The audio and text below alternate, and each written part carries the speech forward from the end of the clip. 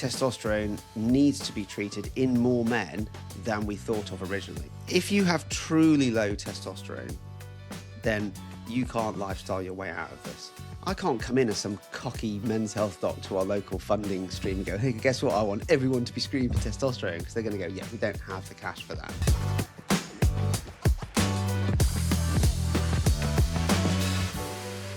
Average male testosterone levels have dropped by over 50% in recent decades.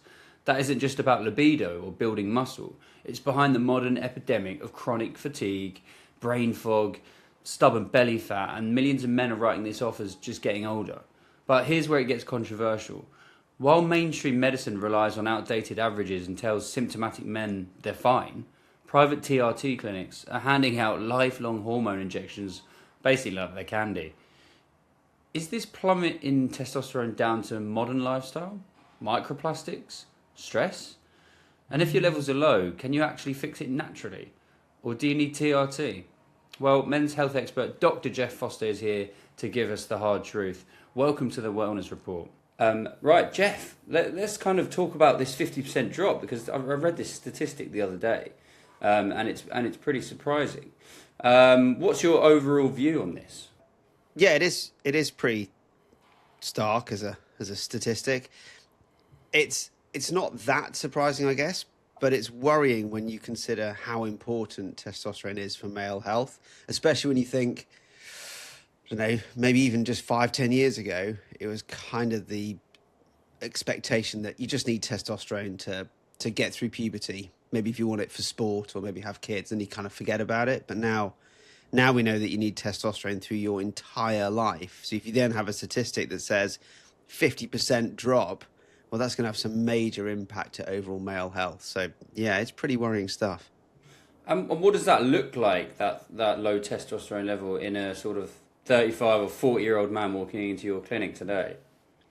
The difficulty we really have with low testosterone, or male hypergonadism as it's technically known, but no guys like to be told they've got hypergonads, so we tend to use low testosterone. But basically the problem is they don't know they've got it, and the symptoms of testosterone as it starts to drop are pretty subtle, and it's insidious, and it's a slow trickle. And the way to think about it is 3 main areas. So you get physical symptoms. You might just feel more tired, less energetic. You get up in the morning and everything's just more of an effort than it used to be.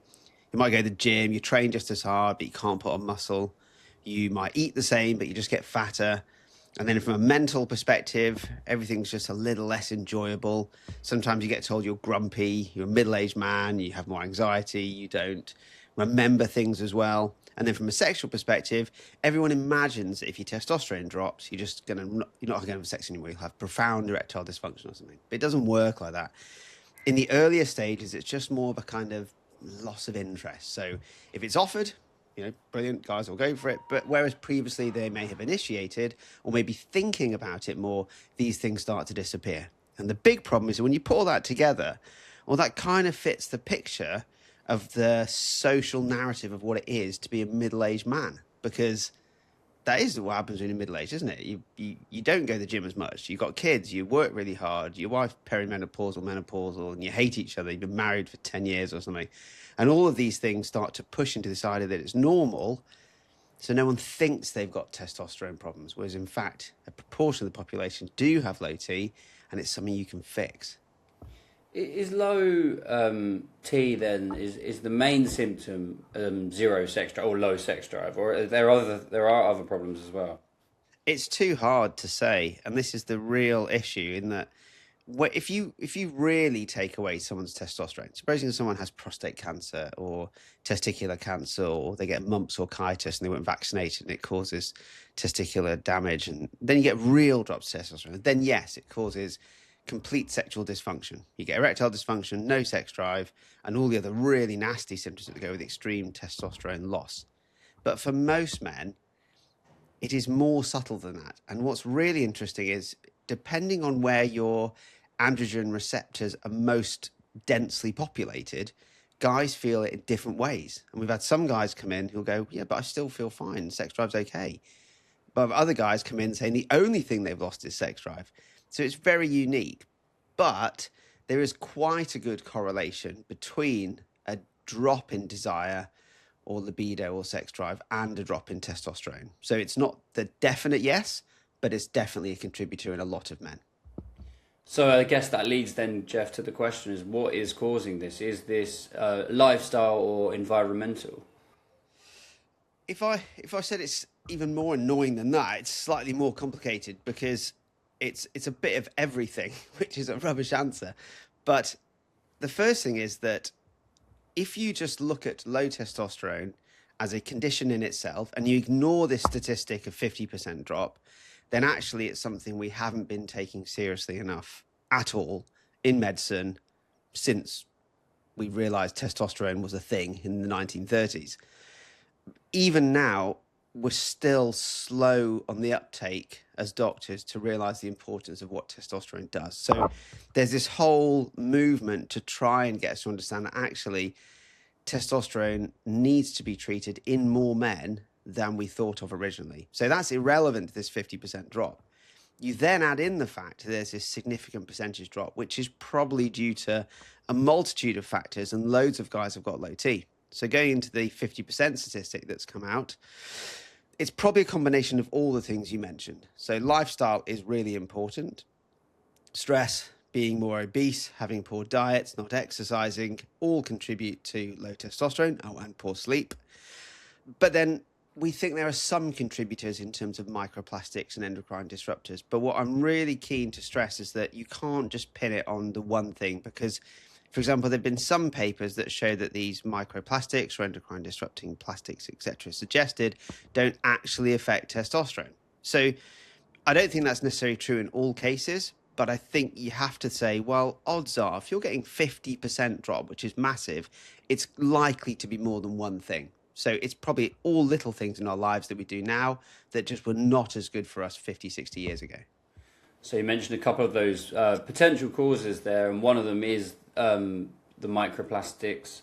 So is that considered, a viable cause, or is there a bit of a myth there at play there, or? It's considered a contributor, Yeah. but not the only thing. And the best way to think about it is a bit like the game of, Buckaroo when you get as a kid, which is like you get the donkey and you have to add things to the Yeah.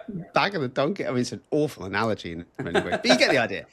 And the idea is you add something to the donkey each time and then eventually it kicks. Yeah. And that's the concept of what we see. The other thing that we also know with testosterone, for example, is that in addition to age, for example, so age is probably the biggest trigger of everything. So after the age of 30, even if you are the healthiest guy in the world, your testosterone is going to drop by 1 to 2% a year because that's what human bodies do. And you can't stop that. So even if you remove all the microplastics in your diet, you're still going to lose your testosterone. And if you're lucky and you're born with normal high levels of testosterone and you stay fit, well, then none of these extra buckaroo contributing factors will make a difference. And if not, then actually you could notice it much earlier. The other thing we've now also realized is other medical problems also contribute to low testosterone. So things like high blood pressure, asthma, diabetes, all mild things, maybe not diabetes, but if you think asthma and high blood pressure isn't particularly wildly scary on the medical list, but they all chip away a little bit at your testosterone. And then suddenly you've got a guy who's maybe 40, who's pretty healthy, but he's got a little bit older. He's put a little bit of fat on. Maybe his diet's not perfect. He's not sleeping great. He's got a bit of high blood pressure now.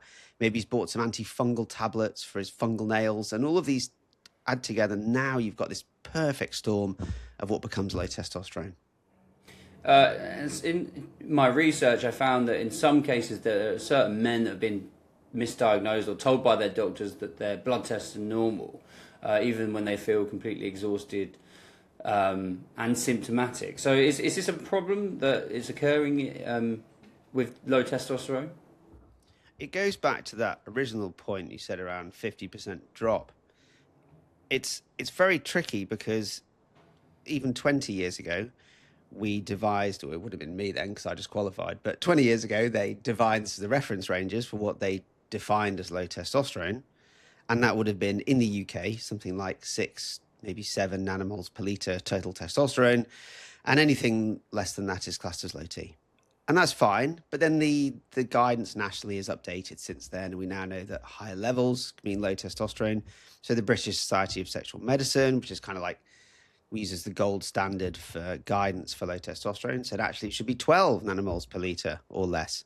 But then we found out this T4DM study, which looked at diabetics with low testosterone and found if you have metabolic conditions or various other things, you could go up to 15 nanomoles per litre or less if you had symptoms. So suddenly, of course, if we're saying more men have low testosterone, just by shifting the reference ranges, we've now said that more men have got low testosterone.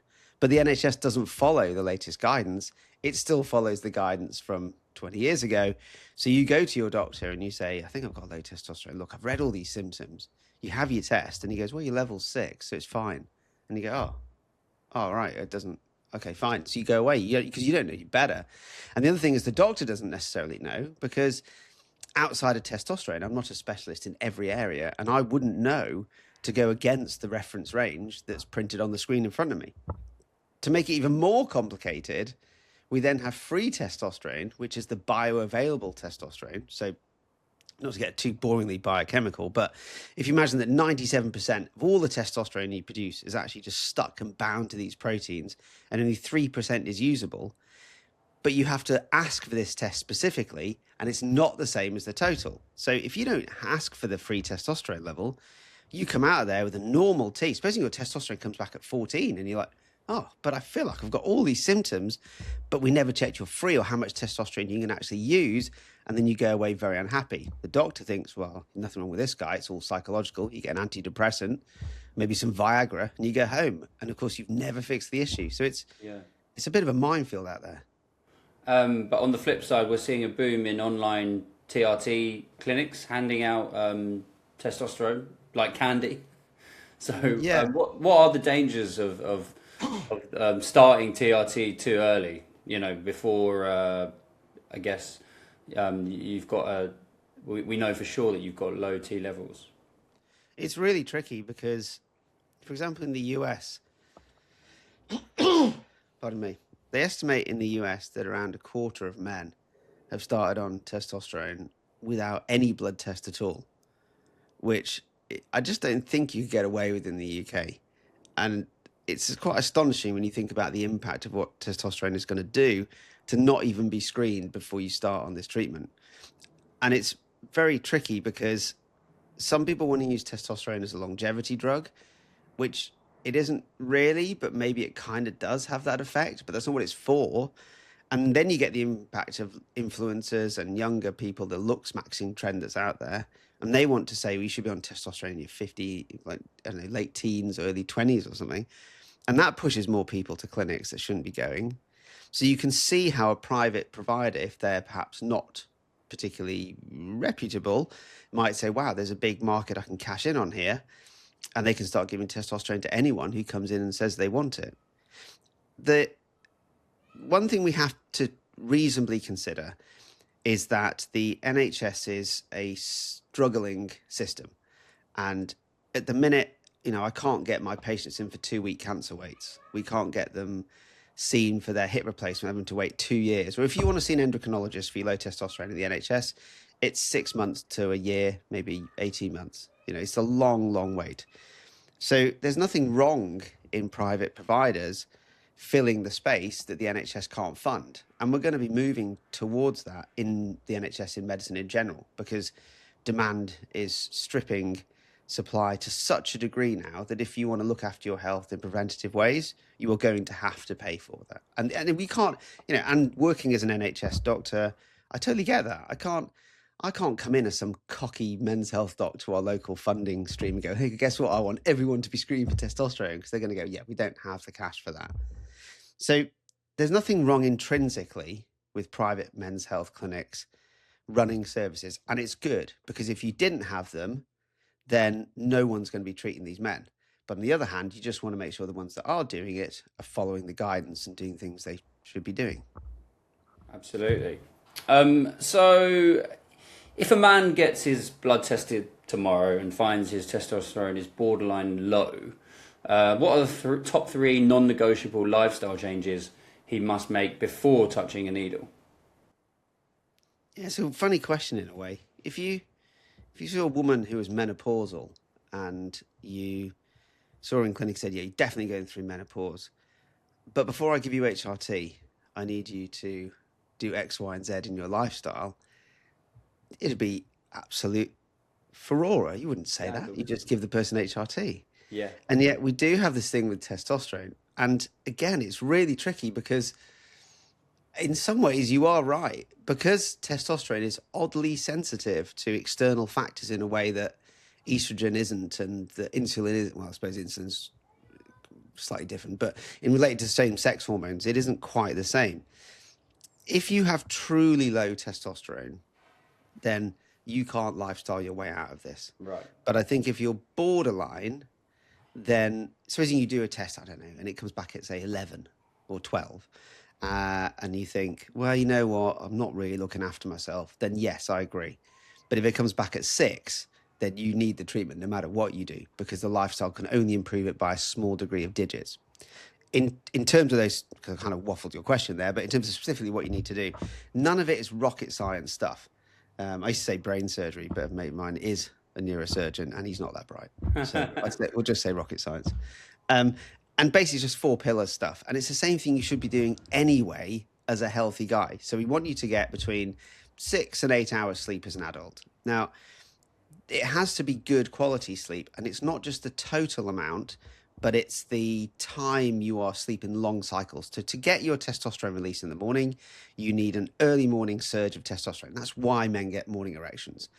So if you have broken sleep at night, which we often find with people that are very stressed or people that have shift patterns or people that have young kids, you never get your testosterone surge, and so you feel tired. But you go, well, it's because my sleep was broken. And it kind of is, but it's also because your testosterone is rubbish. The second thing is diet. And I think we spend far, far too much time focusing on micronutrients, like have I got enough zinc and magnesium and selenium in my diet and this sort of stuff. Whereas actually what we should be doing is focusing far much more on the macronutrients we get. So, for example, a really good example of this is if you go to a restaurant and you order steak and chips or something, then you notice you get given your plate. And the plate is something like maybe a quarter, maybe a third of it, if you're lucky, is the steak. 2/3 of it is going to be probably the chips, and you get a small portion of vegetable maybe on the side or near it, like this kind of token salad or a bit of broccoli or something, I don't know. And the proportion of this, evolutionary wise, is completely wrong. Like, we don't need this many carbs in our diet, but it's an easy filler and it's cheaper than meat and it's cheaper than vegetables. So you just fill it with potatoes. And this is the same no matter what meals we have. You use rice or you use pasta or whatever else. So that actually, when it comes to our diets, I'm not saying you shouldn't be eating carbohydrates, because you definitely need carbs, but you don't need quite as many as we get. The ideal body fat percentage for a man to produce testosterone is 10 to 15%. Now, that's actually really hard to get. And in modern society, 15% is pretty cut. Yeah. And yet we've got stuff like ready meal lunches and Greg's and McDonald's and KFC's and all of these places that make it very easy to get very high calorie foods. If you are somebody with a malnutrition disorder, or maybe you have a high demand, so you're an athlete and you train really hard, then you might actually benefit from some of these extra vitamins. But for most people, you just need to eat better. Exercise is really important, and everyone thinks you need to do weightlifting to get more testosterone, but the evidence is that's not true. You just need to provide some form of significant metabolic drive. So it could be weightlifting, but it could be running or cycling or swimming. It doesn't matter. As long as it's sort of 45 minutes or so, 3-4 times a week, and you come out of it either being sweaty or your heart rate's up or your muscles hurt or you're tired or something like that, it's done the job. The only data around exercise that didn't show a testosterone surge was yoga. And that's probably not surprising, because whilst it's good for you, it doesn't have that same sort of fatiguing effect. And the last one really is stress. And stress is really hard, because as a doctor, you don't want to be so patronizing and go, well, you just reduce your stress then. And people are going, yeah, if I could do that, I wouldn't be in this situation. Like, it's really obvious. But we do know that stress produces an anxiety response. So you get more cortisol, your blood pressure goes up, your sympathetic nervous system goes up, and all those sort of things that put you in sort of fight or flight response. all of those are directly antagonistic to testosterone because obviously you can't think about having sex if you could be killed by a saber-toothed tiger. You know, you can't fight the laboring tribe if you've got an erection. None of this works. So the two of them deliberately cancel each other out. You just don't want one with the other at the same time. Yeah. And you want spikes of cortisol because it's good for you. But what you don't want it is all the time. And the problem with things like 24/7 emails, with the news now, which is very negative all the time, with social media, is you never escape it. And you put all those together, and suddenly you've got a perfect recipe for how you can reduce your testosterone. You mentioned testosterone boosting supplements, almost like zinc and things like that. Do they work, or are they a complete waste of money? I used to say it's a complete waste of money, but that's only if you're really trying to treat someone who's got low testosterone. So if you've got true testosterone deficiency, then you cannot supplement your way out of it. If you are somebody who is pretty good and your levels are normal and you're just trying to see if you can improve by maybe 10% or so, then there are some supplements you can use that will improve it, but only by about 10-15%. So you're really looking to go, you should only ever think of using supplements for somebody that's well and is looking to optimize, not for someone who's got a medical condition and needs it to be treated. You know, you'd never go to the health food shop and go, yeah, I've got type 1 diabetes. I'm going to sack off my insulin. Can we see if there's any sort of goji berries that will supplement that? Because that isn't how it works. But you can optimize. The key problem we've got, I guess, is that when it comes to supplements for low testosterone or for normal testosterone, sorry, there's a lot of rubbish out there and there's a lot of scamming, and the supplement industry is a multi-billion-dollar industry worldwide. So as soon as you see something in the shop and it says testosterone booster, and naturally in your head you're like, oh, I wonder if that'll do something. And I fell for it as a teenager because you're like, wow, this stuff like Tribulus looks amazing. It says it's safe and it'll improve your testosterone. It doesn't do anything. There are one or two, and maybe things like ashwagandha can improve your testosterone, we think, by maybe 5 to 10%, but it's relatively marginal. Certainly from a nutritional perspective, things like zinc and vitamin D and magnesium probably do impact. But all of these are sort of icing on the cake things. You do it to be even better, not to treat the underlying problem. Sure. And finally, Jeff, what is the single biggest message you would want men to go away with today, and women, I suppose, too, because it's important for everyone to understand hormone health? Yeah, that's a good point. I think I wouldn't say that every man needs TRT, and they don't. And I think we're moving into a situation where we're desperately trying to prove or improve the credible medical information that's out there, but it's getting muddied by a lot of social media. Can I say bollocks? Yeah, it's bollocks. Because it's awful and it's really disruptive to those of us that are trying to make it into a credible space. It feels like I'm trying to develop this new area of medicine. And of course it's not. It's just that now it's being recognized.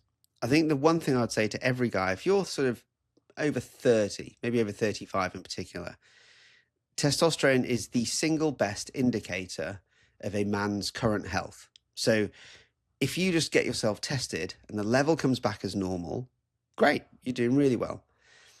But you just don't know all the time. And because of all those soft symptomatic examples I gave earlier, then the best thing you can do as a guy is just get a testosterone test. And whether you do anything with that, whether that gives you the drive to improve your quality of life, whether it actually says everything's okay and I knew I was fine, whether it tells you something else was going on, or whether you end up on testosterone replacement treatments, is fine. But at least then you know. And because there's no other way you're going to get this, you're not going to know if you're low testosterone until you have the test done. The best thing you can do is just get yourself tested. And I think the same for women. When I first started in men's health, about 40%, so 40% of my referrals were from female patients or partners of men who said, look, I'm going through perimenopause or menopause. I've started HRT and I can see a similar picture in my partner. They didn't know what it was necessarily, but it was something very similar. And so they would push them to come to clinic. So the best thing is, as I said, just get yourself tested. Dr. Jeff Foster, thank you so much for your time today. Thank you. It's been great having me.